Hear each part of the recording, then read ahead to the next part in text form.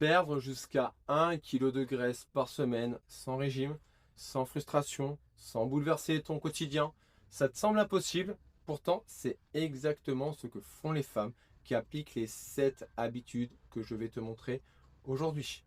Et attention, je ne te parle pas de te priver. Je ne te parle pas de passer 2 heures en salle de sport. Je te parle d'habitudes simples, prouvées scientifiquement que tu peux commencer dès ce soir.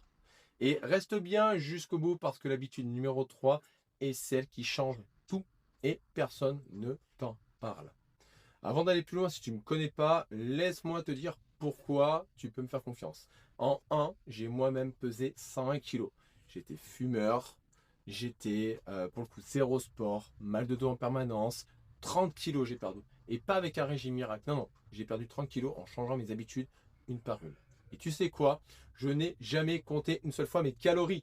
Aujourd'hui, ça fait 10 ans que je suis coach. J'ai accompagné plus de 400 femmes et je peux te dire une chose, tu n'as pas besoin de sortir ta calculette à chaque repas pour perdre du poids.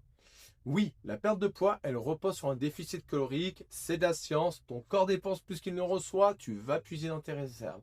Mais voilà, ce qu'on ne te dit pas, tu peux le créer, ce déficit, naturellement, sans compter, sans peser, sans te prendre la tête. Et comment? En changeant tes habitudes. Des habitudes qui, mine de rien, te font dépenser 200, 300, 400 cales de plus chaque jour. Sans y penser, sans souffrir. Je te laisse faire le calcul.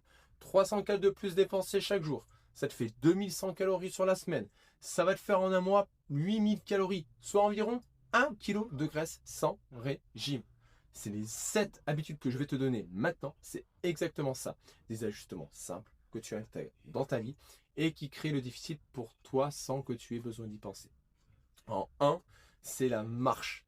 Et je sais ce que tu vas me dire. Mais Jérôme, la marche, sérieusement, c'est pas un vrai sport, tu l'as déjà dit. Et c'est exactement pour ça que ça marche. 60 à 75 minutes de marche chaque jour, ça brûle environ 250 à 350 calories sans transpirer, sans courbature, sans avoir besoin de motivation. Il y a une étude sur 6 mois qui a montré que les femmes qui marchaient régulièrement, sans changer leur habitude, ont perdu en moyenne 7,7 kilos juste en marchant. Et je sais ce que tu penses, je n'ai pas 1 heure devant moi, tu n'en as pas besoin. 20 minutes le matin avant de partir, 20 minutes à ta pause déj, 20 minutes le soir en rentrant, c'est tout, c'est simple et ça fonctionne. Le deuxième, c'est le ménage. Je kiffe le ménage perso. Alors, tu vas me dire que je me moque encore un peu de toi. Non, non, non, pas du tout. 60 à 90 minutes de ménage, c'est entre 200 et 300 calories brûlées. Il y a une étude qui a même montré que si tu nettoies ta baraque de fond en comble, tu crames 800 calories. Passer l'aspirateur, nettoyer les vitres, ranger. Tu dois le faire de toute façon à un moment donné. Alors, autant en profiter. Moi, mon astuce, tu mets une bonne musique. Ok, tu accélères un peu ton rythme et tu transformes ta corvée en séance de sport déguisée. Ton ménage, c'est du sport. Tu ne le savais juste pas. La troisième habitude, je te l'avais parlé, et celle-là, c'est de la pépite. Celle dont personne ne te parle. Monter les escaliers. Ça a l'air anodin, quelques marches par-ci, quelques marches par-là, sauf que les chiffres, ils sont fous. Monter des escaliers brûle 20 fois plus de calories que marcher à plat. 20 fois. 10 minutes d'escalier, c'est 100 cales. 10 minutes de marche normale, c'est 50. Ok? 15 à 25 minutes cumulées dans ta journée et tu peux brûler 350 calories sans aller à la salle, sans équipement. Et je vais te raconter un petit truc. J'ai une femme que j'ai accompagnée. Elle habitait au 4e étage à Saint-Jacques, d'accord? Un jour, l'ascenseur tombe en rade, comme d'hab. Ok, pendant 3 semaines, elle a été obligée de monter et descendre à pied, matin et soir, parfois même plusieurs fois par jour. Et au bout de ces 3 semaines, elle avait perdu 2 kilos sans rien changer d'autre.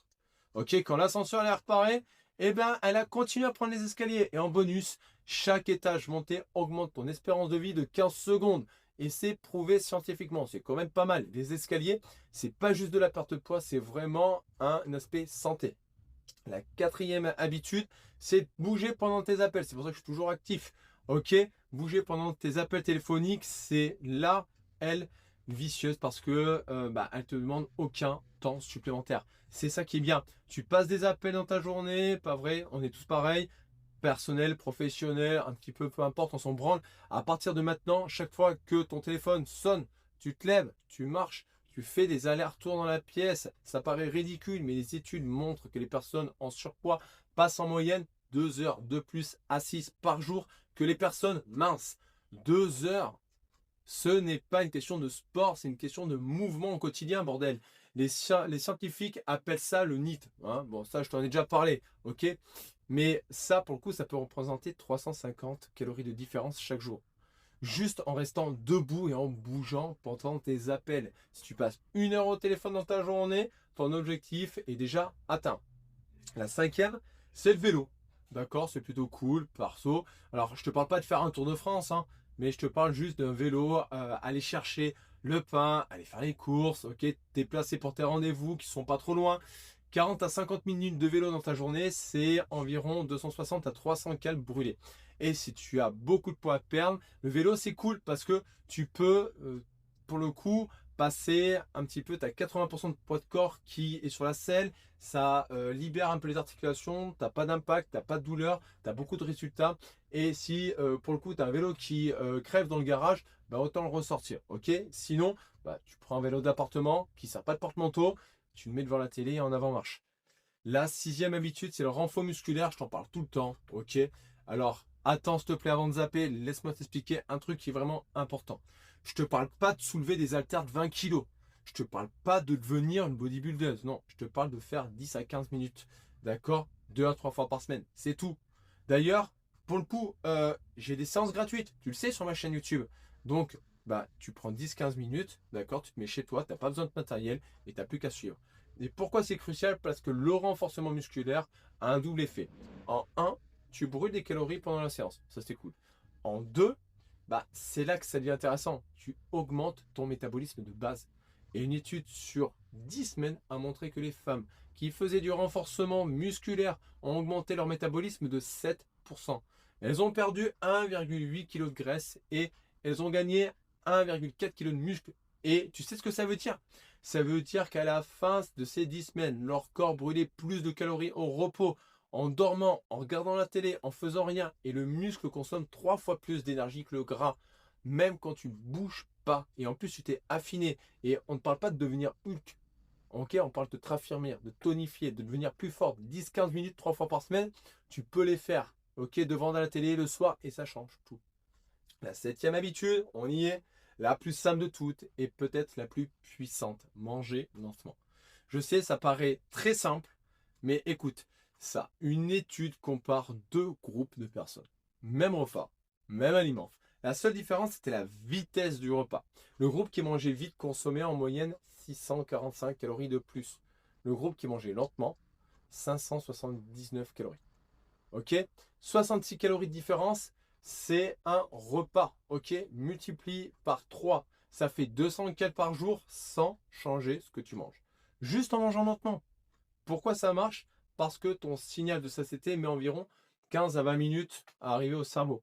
Si tu manges en 5 minutes, ton cerveau il n'a pas le temps de comprendre ce qui se passe. D'accord? Il n'a pas le temps de te dire stop et tu manges trop. Systématiquement. En ralentissant, tu laisses le temps à ton corps de dire c'est bon, j'ai assez.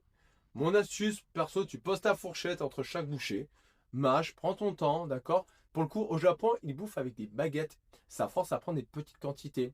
Et regarde leur taux d'obésité. Ok, cette habitude, elle te donne zéro effort physique, juste de la conscience. Et elle peut tout changer. Donc, on récapitule les 7 habitudes pour perdre 1 kg de graisse par semaine. Sans régime, sans compter ta calorie, d'accord, sans te priver. En un, tu marches 60 à 75 minutes par jour. Ok, fractionne, vas-y. En 2, tu transformes ton ménage en séance de sport. En 3, tu prends les escaliers, d'accord, 20 fois plus efficace que la marche. Quand même, le game changer de base. Bouger pendant tes appels en 4, 0, d'accord, pas plus. Numéro 5, ressortir ton vélo pour des petits trajets. En 6, 10 à 15 minutes. Ok, tu vas sur ma chaîne YouTube, tu as toute une playlist gratuite. Let's go. En 7, manger lentement. 200 calories économisées par jour sans changer ton assiette. T'as pas besoin de tout appliquer d'un coup. Attention, choisis-en une. Celle qui te parle le plus. D'accord? Les séances de renfort perso, c'est ma favorite. Les escaliers aussi. Et commence aujourd'hui. Pas lundi. Non, non, non, non. Aujourd'hui. Et maintenant, si tu veux aller plus loin, moi j'ai créé un challenge de 21 jours qui est gratuit.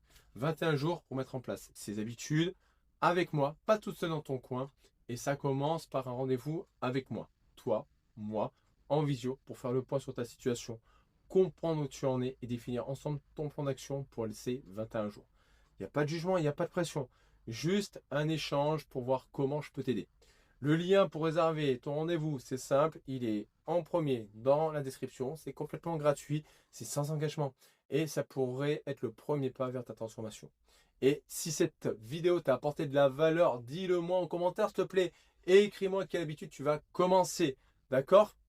Et on se rappelle d'une chose pour les filles, pour le coup les filles, arrêtez d'enfiler des perles, vous avez juste besoin de commencer.